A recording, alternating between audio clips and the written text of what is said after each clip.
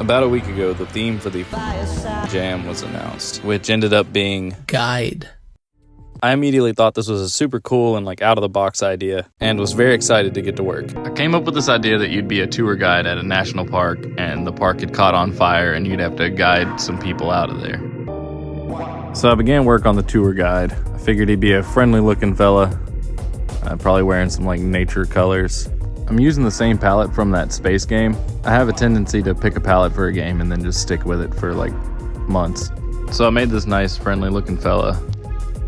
I gave him a big old nose, some brows, and gave him some hair.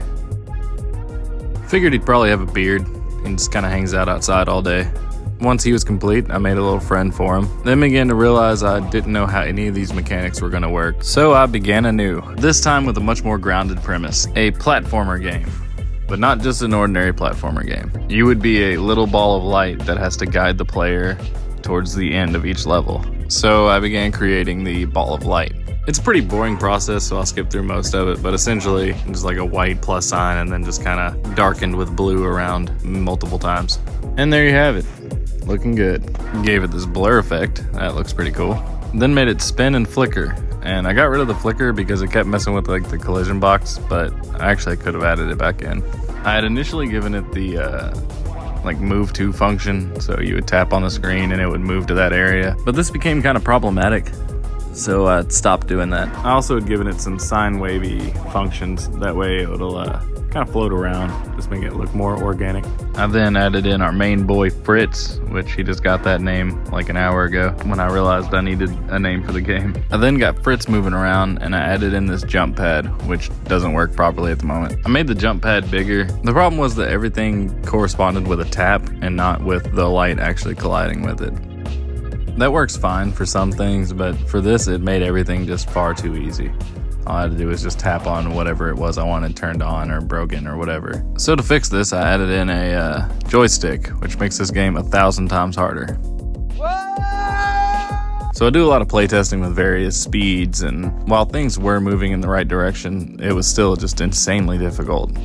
I tried moving where the thumbstick would be, but that didn't really help any. I don't know why I thought it would. I did, however, make the spikes look cooler, and there's a death animation, sorta. So that's cool. At this point, I'd given up on trying to fix the difficulty and just decided to make a sick new enemy for the second level. It's just a little RC car that you have to destroy before old Fritz gets to it. It was actually really cool. I like the design of this a lot. I gave it little spikes to go on top of it, so you know it's bad. It was in creating the second level that I realized the error of my ways.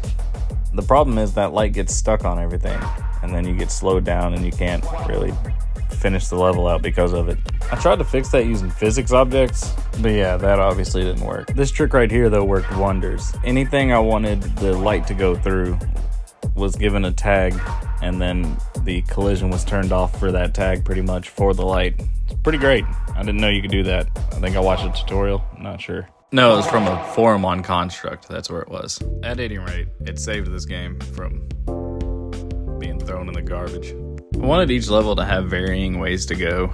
These are not good levels, by the way. They're very, ungood. But I did at least still want the players to have some kind of agency on how they went about it. I made a little menu screen. It's nothing too special. Added in some destructible blocks, so before you even play the game, you get the concept that blocks can be destroyed. I also put some cool little particles on the light. I didn't really care too much for those particles, so I made them a little bit cooler, I think. Made a few sound effects. Now it's just a real auditory nightmare to play. Great, I love it. All that was left at this point was to export this, get some screenshots for it, and make this little picture for it, and submit this mamma jamma onto the old itch. Sorry if I'm not my normal jovial self. I've got a killer headache, and it's 4 in the morning. Night, y'all.